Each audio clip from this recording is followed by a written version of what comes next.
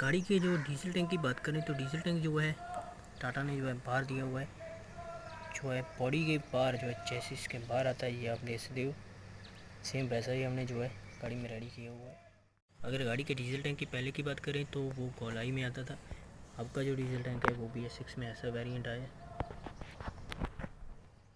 Bs6 जो है गाड़ी, उसमें जो है आप देख सकते हो AdBlue की टैंक जो है साथ में बना कर दी है हमने गाड़ी में। डैशबोर्ड की बात करें तो टाटा 1918 जो है वाइट कलर में जो है कावल आया हुआ है।